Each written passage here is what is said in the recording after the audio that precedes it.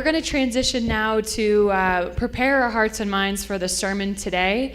As you all know, we recently started a new sermon series, right? So Pastor Mike and Pastor Adonia have been incredibly and sincerely intentional about thinking about our vision, where we're going as a community, where we're going as a church. And if you haven't checked out our vision board, please feel free to look in the back right there. It's right on the wall. And in that first sentence, it really states how we want to have a welcoming and open and loving church and building to welcome anybody from any path of life. And today, Pastor Mike is going to be sharing a bit more about that, what that looks like, the concept of having moral authority over yourself so that you can be that welcoming person, not only at church, but each and every day. So ahead of him coming up on stage, we're going to have a short offering video, so please feel free to close your eyes and take a moment to reflect before Pastor Mike will come up. Thank you.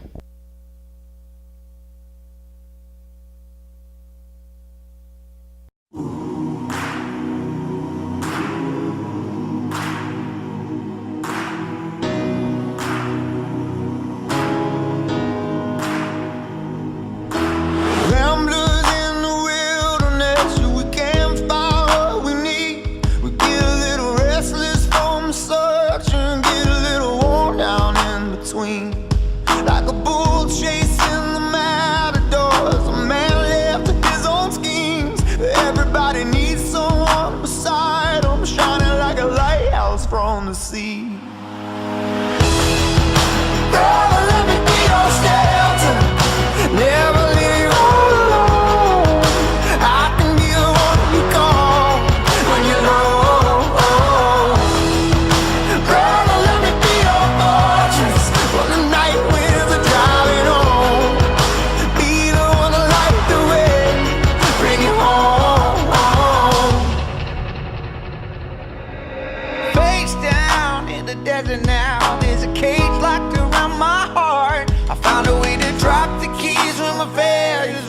My hands can't reach that far.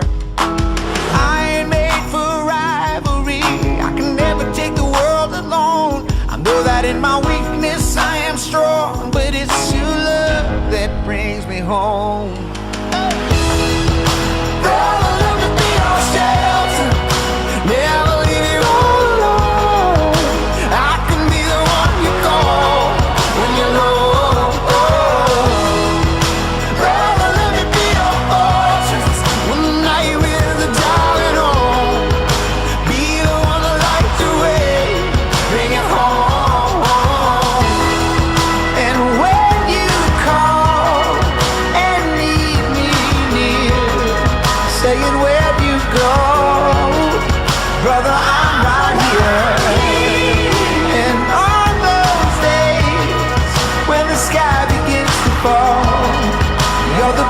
My blood, we can get through it all.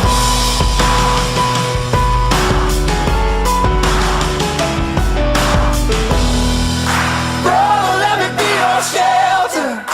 Never leave all alone. I could be the one to call when you feel alone. Brother, let me be your fortress. When the night will darling on. Bring it home. Brother, let me be your shelter. Never leave you all alone. I can be the one you call when you're wrong. Brother, let me be your fortress. When the night winds are driving on, be the one to light the way. Bring it home. Be the one to light the way. Bring it home.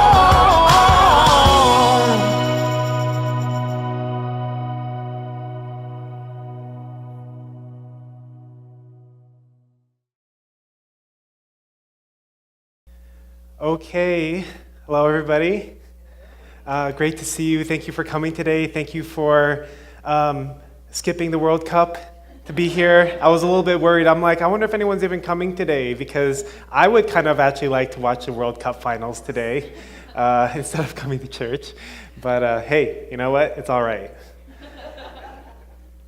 So I have the pleasure to be able to continue our sermon series as soon as we get our slides up here in a sec. All right, here we go. So for those of you who might be new or who didn't see the sermon last week, we're starting a new sermon series called A Home for All. And this is based off of our vision statement in the back, like Clara said. And it's the first sentence, which is, we are a place where people from all walks of life can find love, acceptance, inspiration, guidance, purpose, joy, and fulfillment. And there's seven or eight parts of our vision statement. If you haven't looked at it, please do. It's a really, for us, it's the direction we want to go. It's the future that we want to build. It's the church that we want to be a part of. And I think it's really awesome. So today I'm going to be focusing on this part here on love and acceptance. Last week, Pastor Donia talked about fulfillment, and which was really a great message. Like if you weren't there, please watch. Please watch. It was really a great message. So I'm sorry. I'm going to turn this off.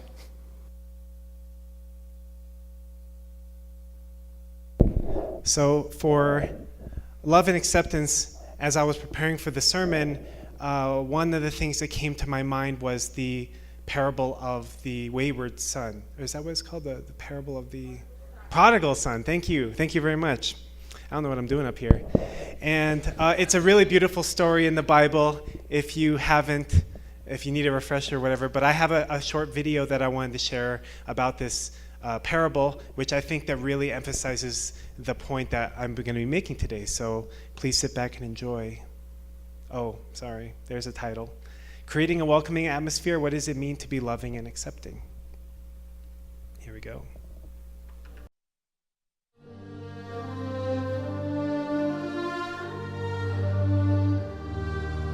A certain man had 2 sons. And the younger of them said to his father, "Father, give me the portion of goods that falleth to me." And he divided unto them his living.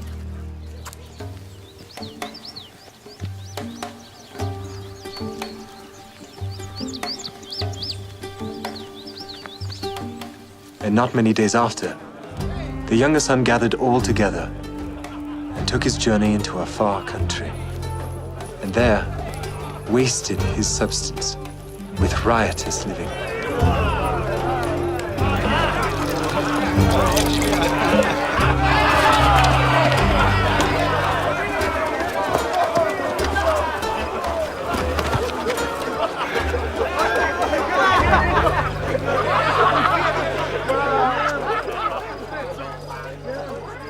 And when he had spent all, there arose a mighty famine in that land, and he began to be in want. And he went and joined himself to a citizen of that country, and he sent him into his fields to feed swine. And he would fain have filled his belly with the husks that the swine did eat, and no man gave to him.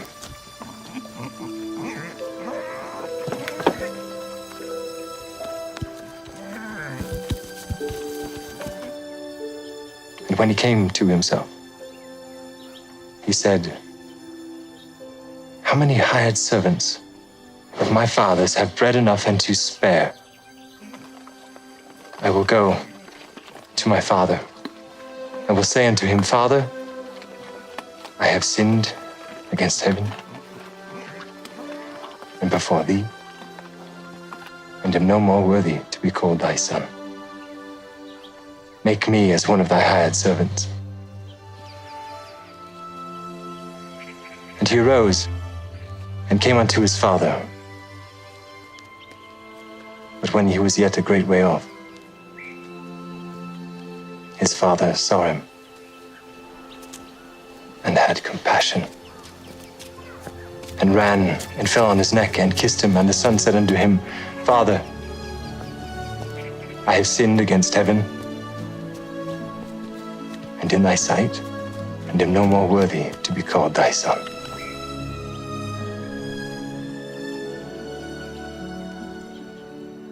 But the father said to his servants, "Bring forth the best robe and put it on him. Put a ring on his hand and shoes on his feet. And bring hither the fatted calf and kill it, and let us eat and be merry. For this my son was dead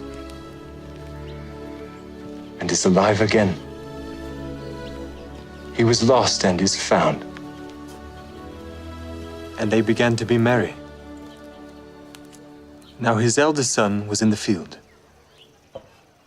And as he came and drew nigh to the house, he heard music and dancing. And he called one of the servants and asked him what these things meant. And he said unto him, "Thy brother is come, and thy father hath killed the fatted calf, because he hath received him safe and sound." And he was angry and would not go in. Therefore came his father out and entreated him. And he, answering his father, said, "Lo, these many years do I serve thee. Neither transgressed I at any time thy commandment, and yet thou never gavest me a kid, that I might make merry with my friends. But as soon as this thy son was come, which hath devoured thy living with harlots, thou hast killed for him the fatted calf." And he said unto him, "Son, thou art ever with me, and all that I have is thine. It was meet that we should make merry and be glad. For this thy brother was dead and is alive, and was lost and is found."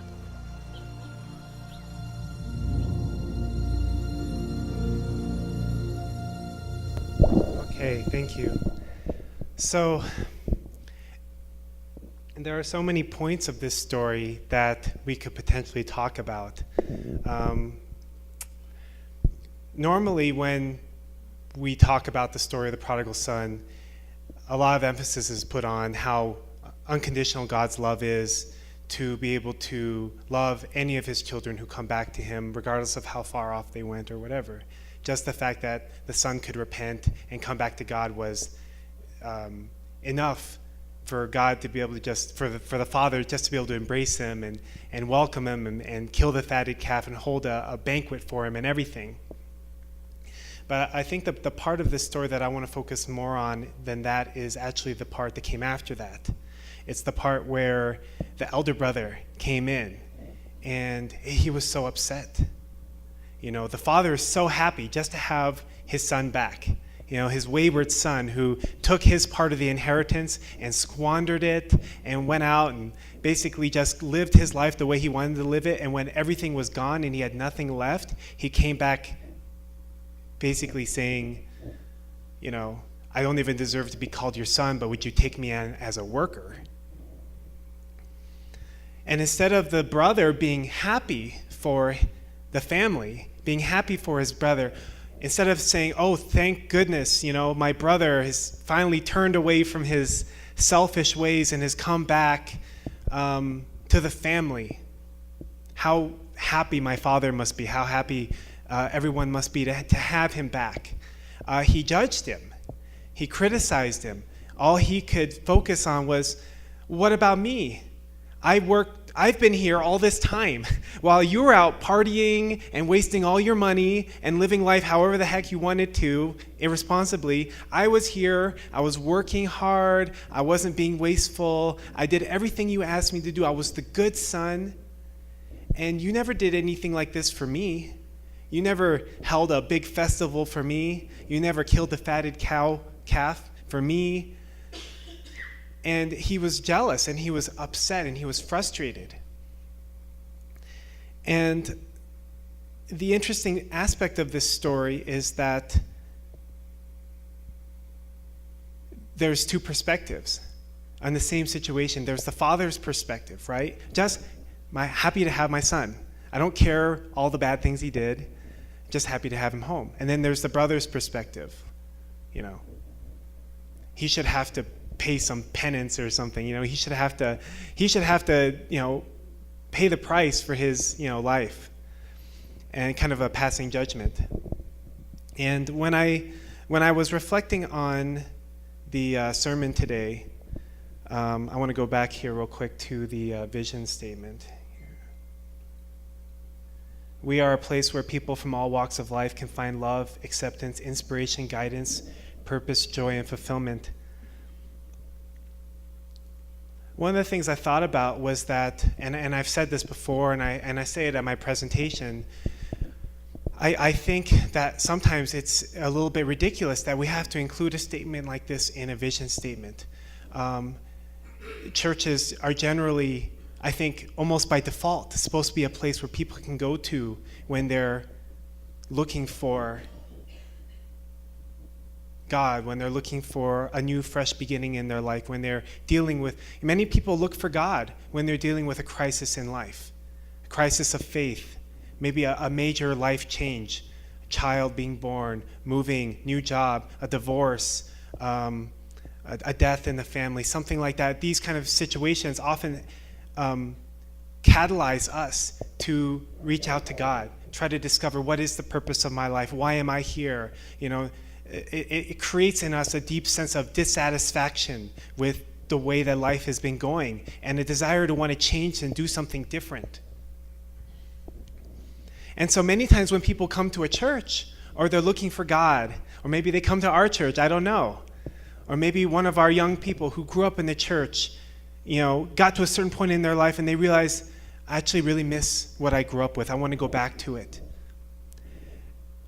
Many times people will come in that part in their life where they've been through something difficult, or they hit that dead end, like the way that I keep wanting to say wayward son. I don't know why, but anyway, same thing. Thank you.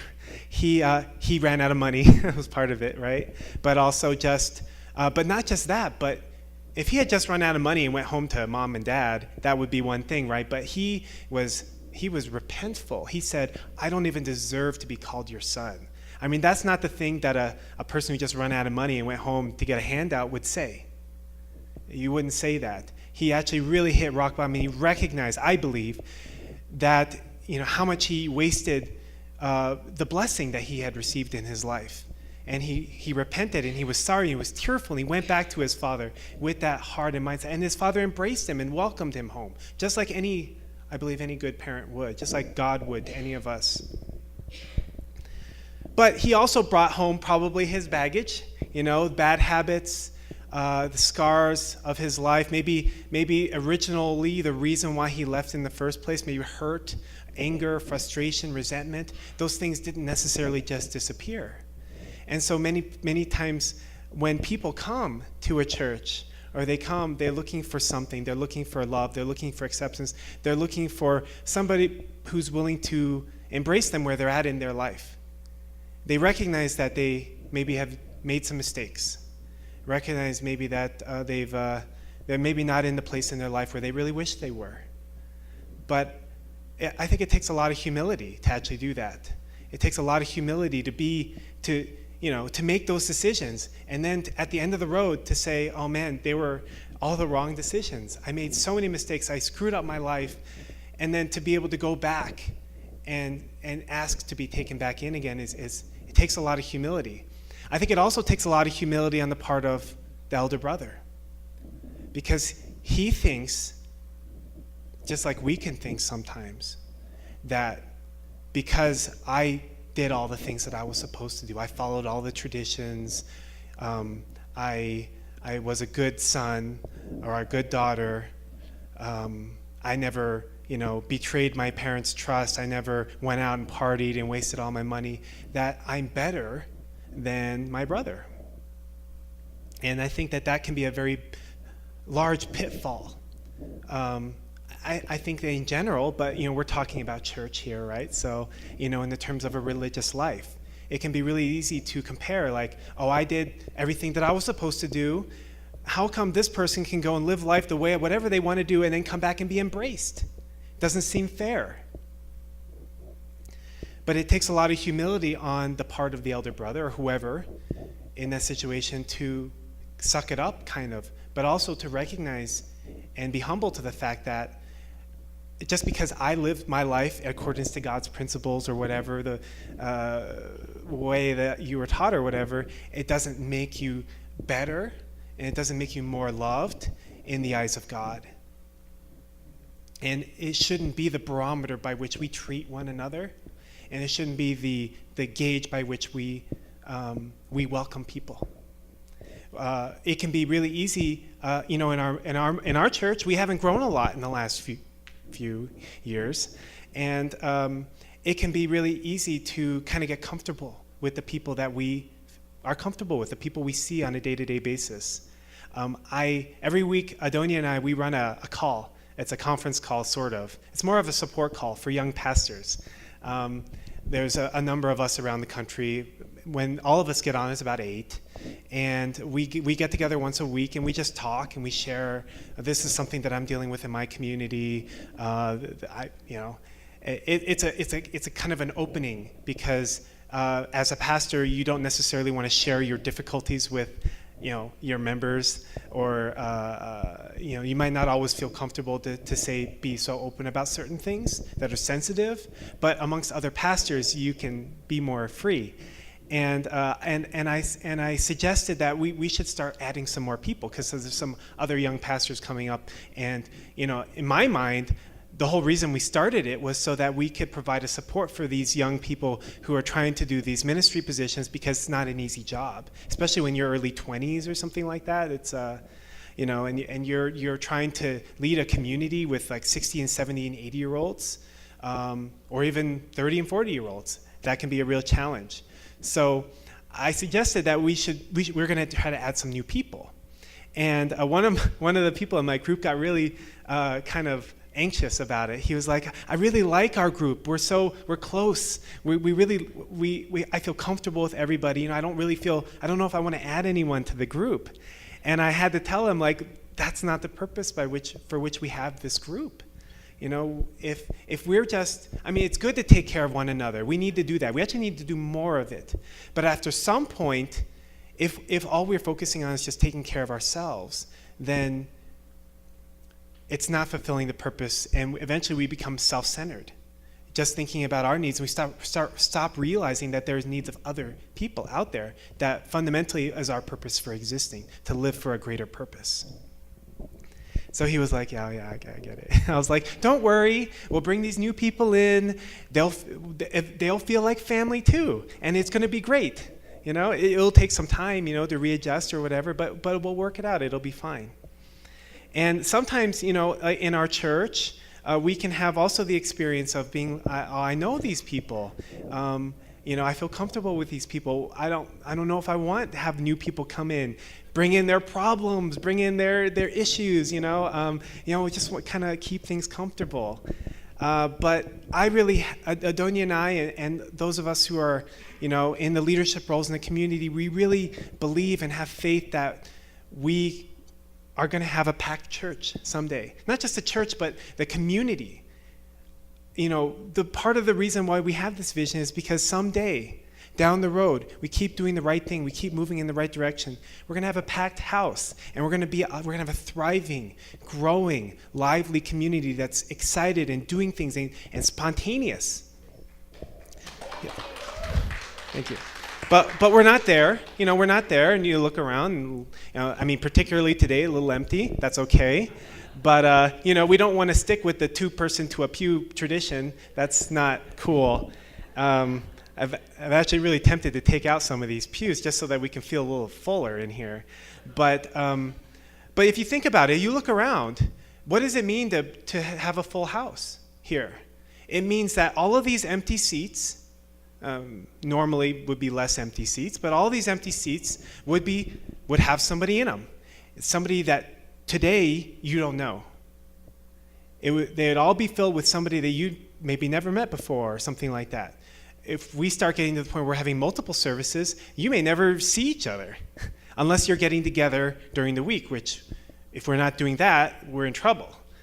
But for some people, for myself, I get excited when I think about that because I'm just thinking, yes, I know people are bringing their history and their problems, but we all have problems. That's almost like saying, well, I'm so good, I don't want to have to bring in people who have problems. What's that? But the excitement of bringing new people into our family, the excitement of creating new relationships, getting to know more people, deepening our ability to care for and love a broader spectrum of people. To me, that's exciting, but I know also that can be very scary. That can be really intimidating. That can be like, well, what if they bring their kids and they're a bad influence on my kids? What if they're, practicing, what if they're taking drugs, or what if they're having premarital sex, or what if they're living their life according to values that I don't agree with? Am I going to feel comfortable? Am I going to want to be here?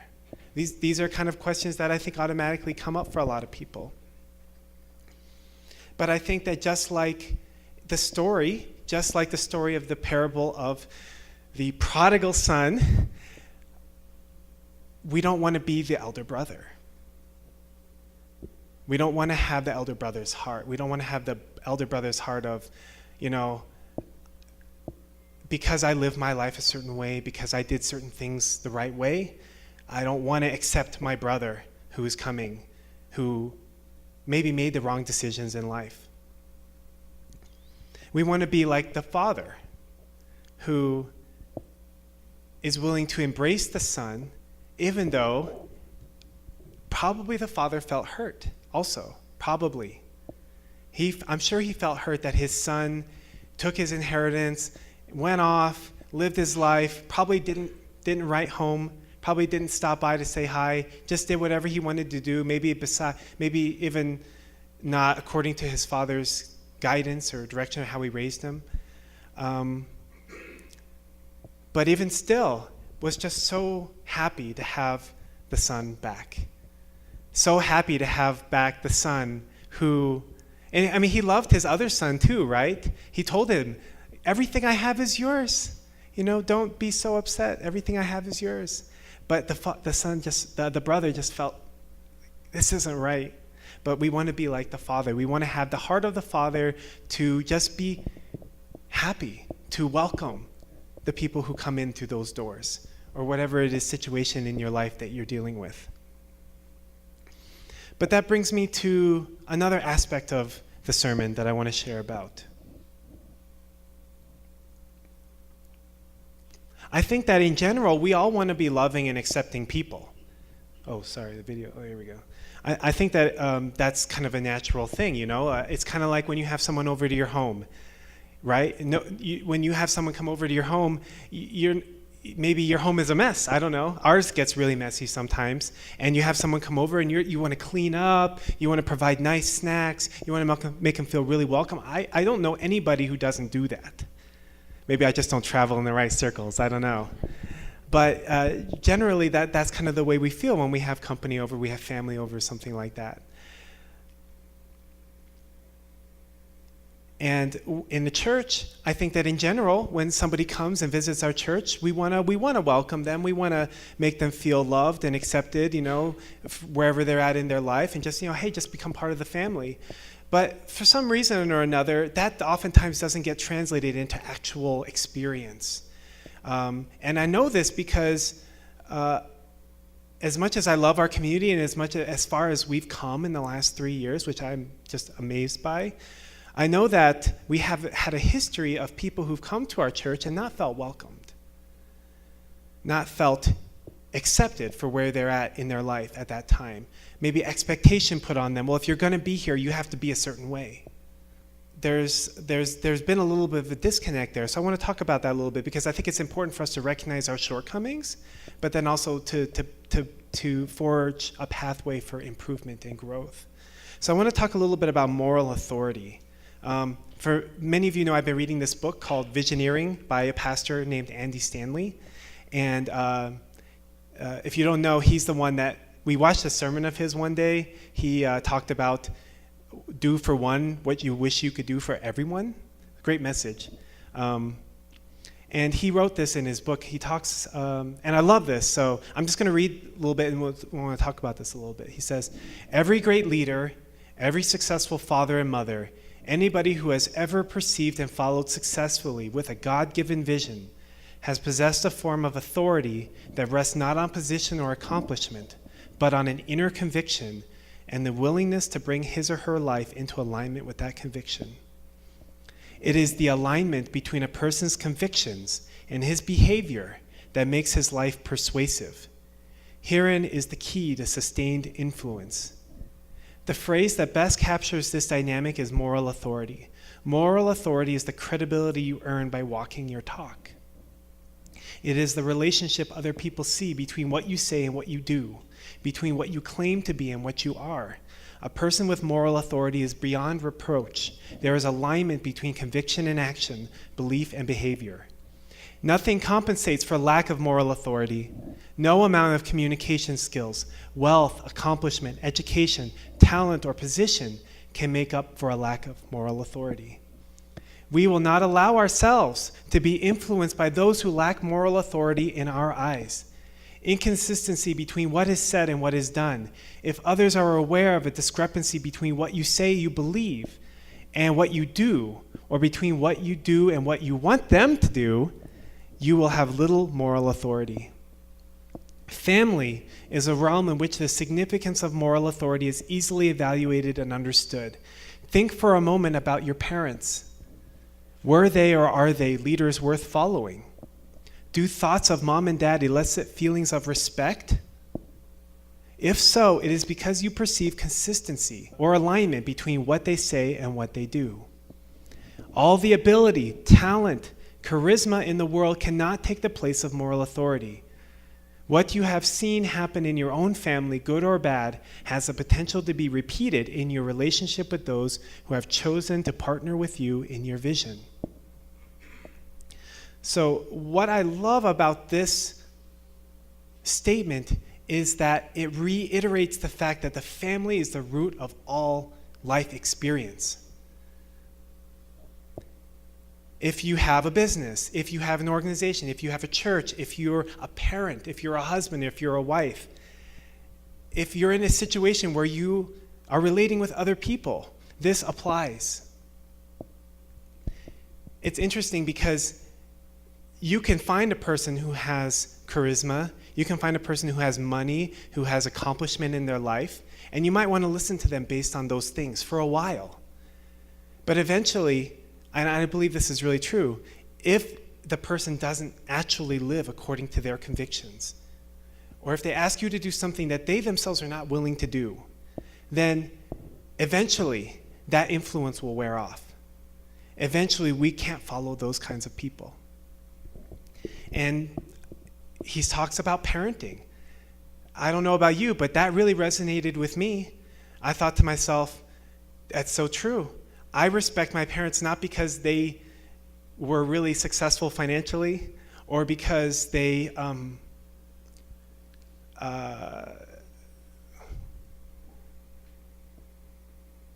hold up here. Glad my parents aren't in the room. Not because of certain things that they did or didn't do, but I respect my parents and I look up to them because in their convictions and way of life, there was an alignment. They may not have always succeeded and done a good job of living according to their convictions, but they always tried. That was always a priority, and they're still trying to this day. And because of that, I respect them. But how many people do you know? Maybe yourselves have experienced that your parents' influence, the degree in which they could tell you how you should live your life, started to dissipate. Maybe when you experienced, or if you experienced that what they said and how they lived were actually not in alignment with one another. Hypocrite is a strong word, but that could be used in the situation, not just with family or parents, but with anybody. Nobody wants to follow a hypocrite. And I believe that that's why religion is in such a bad situation right now. We instead of holding the Father's viewpoint, we became the elder brothers. We became the people who were quick to judge, quick to compare, quick to say, I'm better than you. Or maybe the actions and the thought and the words just didn't sync together. If you've ever seen the movie Spotlight, do you know what I'm talking about with the Catholic priest scandals? How many thousands, tens of thousands, maybe hundreds of thousands of people have been affected by that? And we've had also these kind of situations happen even in our own church. I mean, I'm glad to say not locally, but nationally and internationally, we've had to deal with some sticky situations. And as religious people, we need to take this point really seriously. I think we need to reestablish moral authority. Otherwise, why should people come here? People want to be where moral authority is. People want to be where the walk and the talk are the same thing. People want to be where what you see is what you get. People don't expect it to be perfect. People don't expect it to be, everything that they wish it was. But the sincere effort to constantly be living in according to my convictions and the way we know life to be, the way in which we know we should be living our life.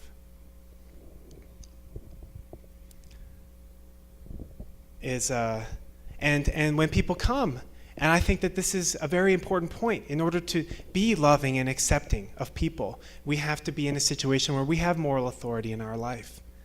We have to be in a situation where we can actually take care of people because we've got our stuff together. Because we've got our lives, not that we don't ever make mistakes, and we don't have our own problems, but that we are sincerely living according to the way we believe that we should be living. The way that the Bible teaches us, the way that the divine principle teaches us, the way our founders have taught us to live. And that means that can be some difficult stuff sometimes. That means sometimes we have to let go of resentments. That means we have to let go of frustrations. That means we have to let go of, I don't like you because you did this to me. Because that is not living, that's a very hard thing to do, but that is not living in accordance to the way we know we should be living. We know we should be forgiving people. We know we should be gracious with people. Even if it means we have to humble ourselves and we have to let go of a little bit of pride. I was actually in a situation yesterday where I was having a conversation with somebody and I had to let go of some things because there was some hurt there. And I knew I had to, because if I hold on to resentment as the pastor, I don't have moral authority anymore. I lose my position. And it's amazing, my family's all out of town, you may have noticed. My wife and kids, they went to Missouri. My wife is training for, I guess you would call it almost an ultra-marathon kayak race, 340 miles. So her and her sister are training together in Missouri right now. And she brought the kids, and I thought, oh, this is great. All the kids are gone, and I'm not going to have to worry. I'm not going to be stressed out about the kids being here. But having kids really brings out a lot of stuff in you, insecurities that you have. And so many times it was kind of interesting for me reflecting, not having the kids around. Sometimes you can even hold resentment against your own kids. Because, and I've talked about this before, but sometimes your kids can almost make you feel like restricted in life. Oh, I can't be happy because I have kids, or I can't do the things that I want to do because I have kids, or something like that. And we can even hold resentment towards our own children. Crazy. But I mean, it's not something that we should be ashamed of, but when we recognize things like that, we need to deal with that. Because as parents, if we're resenting our own children, or if I'm resenting my husband or my wife, we don't have moral authority. How can we tell our kids to forgive? How can we tell our kids to be gracious? How can we tell our kids to be accepting when we are not even doing it ourselves? It's sticky, right? These are deep, sensitive things. They're just not just like, pray and do these devotions and conditions and sing these songs. This is like the nitty-gritty interpersonal stuff. But if you don't deal with it, then the external niceness of it doesn't have any value. So, we are planning in the near future to do a big external renovation, right? we're talking about repainting, maybe doing some kind of like stone, what do you call it? Not pathway, but like on part of the wall. Oh, hold up. Okay. Anyway, yes, retaining wall, landscaping, just really make it beautiful, really make it attractive. People drive by and they're like, oh, wow, it's like, but with a lot of heart, kind of like these tables you'll see downstairs. Dave Mahardy put so much heart, and he spent months building these. A lot of it was, yeah. You'll feel it when you go down. You sit at that table, you will feel the heart. You can buy a table that might look kind of similar, because these are modeled after tables we saw at Whole Foods, but you won't get that same feeling because these are handmade with love. And that's the kind of experience we want to have when people come. But I'm on a tangent here. And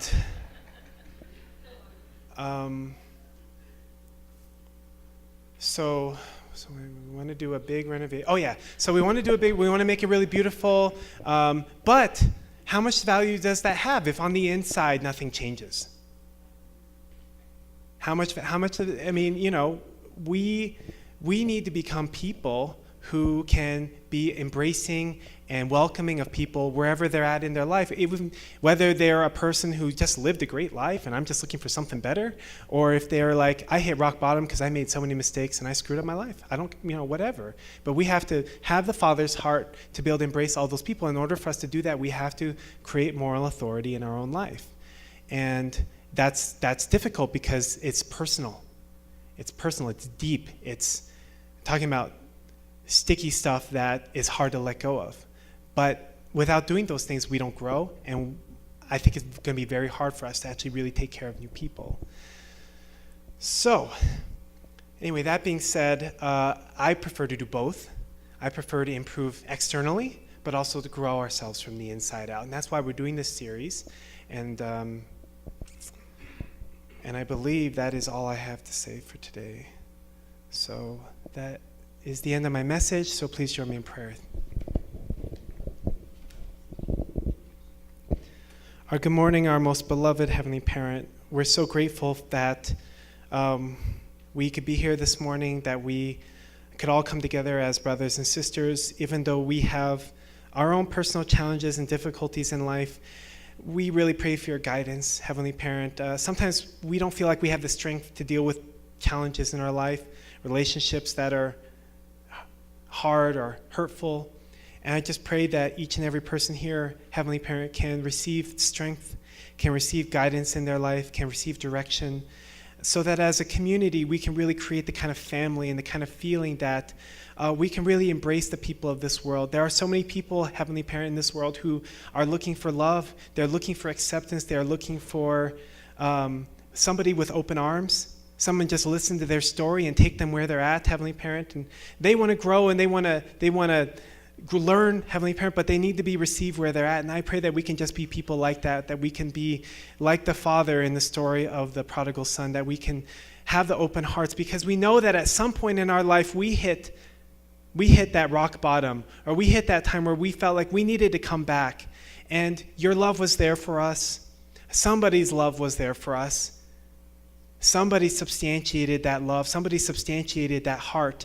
And we could be healed and we could experience new life. But we need to be that for one another as well. We can't just keep that experience for ourselves and live our life hoping for the world to become better.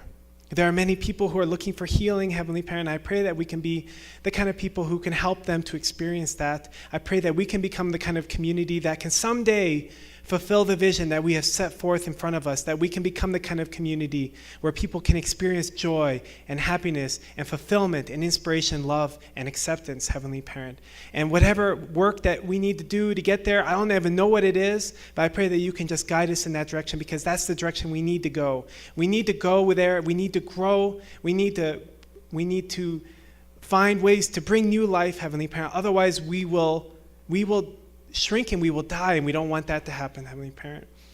Thank you for all the brothers and sisters who came here today. I want to pray for all the challenges that are happening in the world, the difficulties, all the suffering that is happening in the world, that people who are connected with you can find the strength and desire to make the difference, Heavenly Parent, especially North and South Korea, that there can be unification and healing there, and also our brothers and sisters who today are traveling, who are at workshops in Texas or wherever they're at today, or if they're at home watching the game, it's fine too.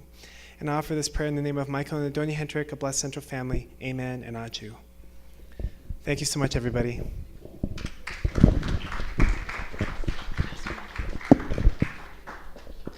Thank you, Pastor Mike. I say this every week, but I just got to say it again. We are so lucky to have him. I love that he is so true to himself and also very open and fresh with how he wants to transform each and every Sunday for us all.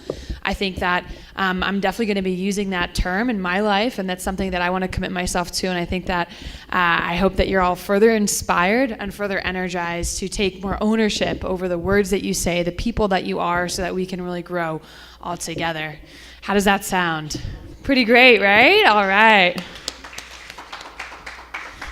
We're going to transition now to some of the local announcements and activities happening this week in our church community.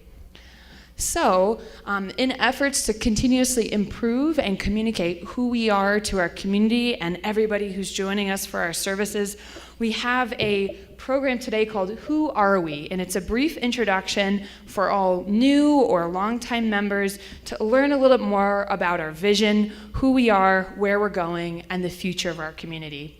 This presentation will be given by our very own Pastor Mike here in the French ministry room right next to the cafe. So please feel free to bring your lunch and learn a little bit more around our community and the fabulous momentum that we're having as we move forward. Our next announcement is that we have incredibly built brand new tables in the cafeteria. Big thanks to David Mahardy and a lot of others who put a lot of effort into building them to make a beautiful look and feel.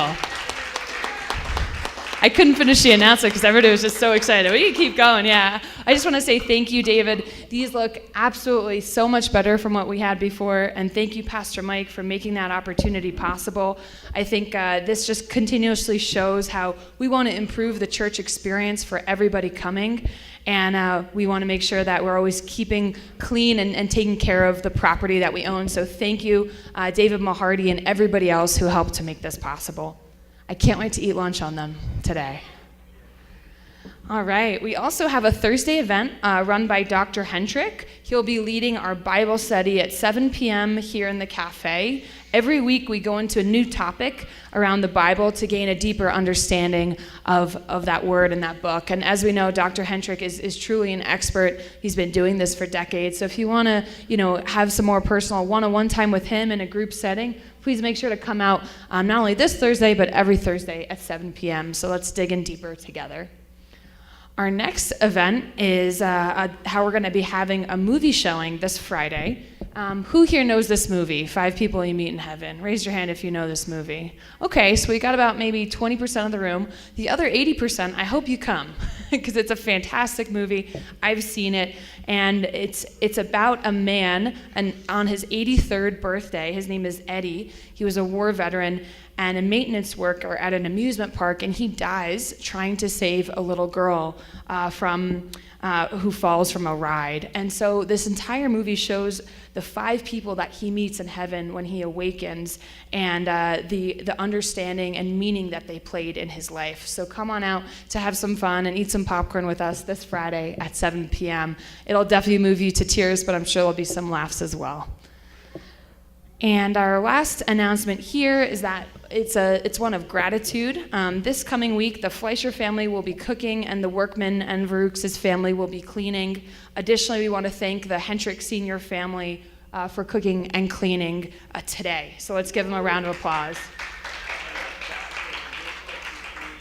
Okay, we mixed those up. Either way, thank you both for putting your willpower and your faith into action and making our church just continuously to be successful. So thank you very much. And that comes to the close of our local announcements. Before we transition to releasing the Sunday School youth, we actually have 2 special testimonies lined up from 2 youth members in our community. We have Elvis and Christian, who recently went through an incredible transformative experience this summer. So I'd like to welcome up Christian, who will be sharing for a couple minutes. So let's make sure to give him a big round of applause.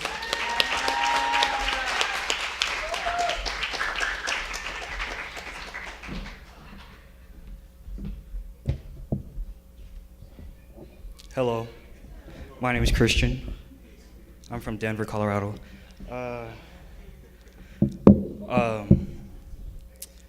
Something I learned during like the first 2 days of the trip, it was kind of tiring because we had to listen to long speeches, and they were like for a whole day.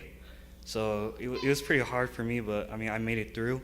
But like something I learned during those speeches was that your conscience, you should always listen to it before even like asking God or your parents, because they know what's good. Bad or good. So yeah, I learned that, and like there was so many questions I had too, but like some of them were answered too. So so through the trip,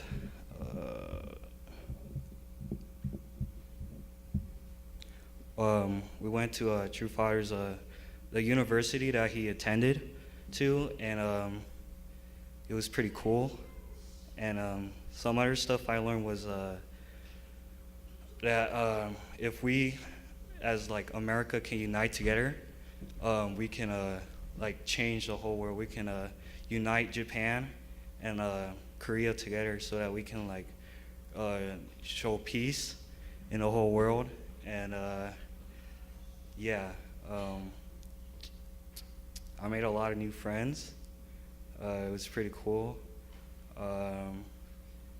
Yeah. What else?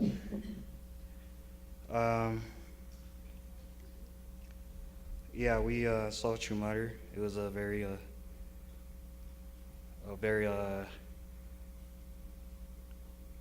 cool, let's say. And yeah, it was all through. It was a good experience. We had open mic and stuff, and like yeah, it was very spiritual, and like through prayers we like learned a lot of things, and we learned from other people and stuff. Yeah, thank you.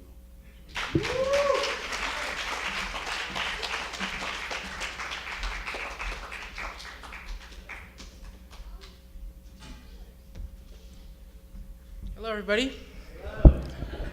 Haven't been up here for a while. Yeah, I missed you guys too. Okay, so, okay.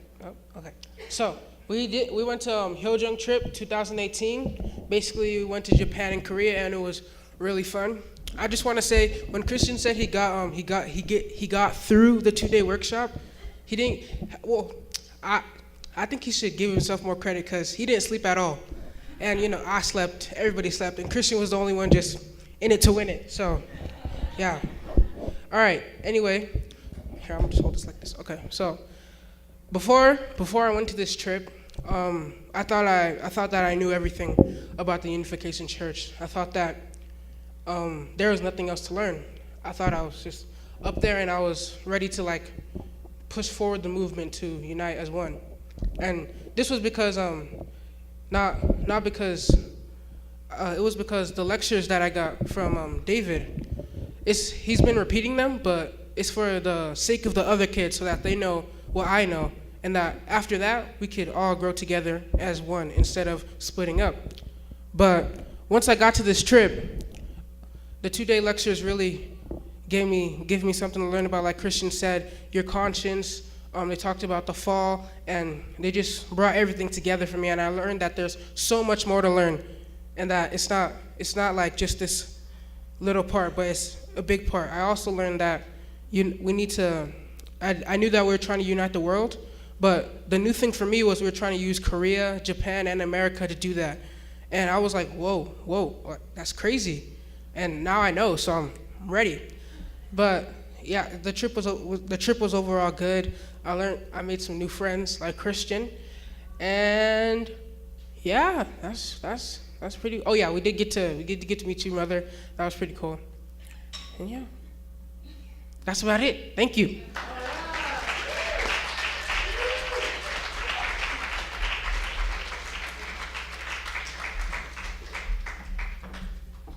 Well, thank you both for going, and I'm sure that they're holding out on a lot of the stories that they want to tell, so make sure to find them during lunch. I'm sure that they could tell you a lot more. I appreciate you both putting yourself out there to be transformed by the experience and coming back to us and sharing that with us. So let's give them one more round of applause.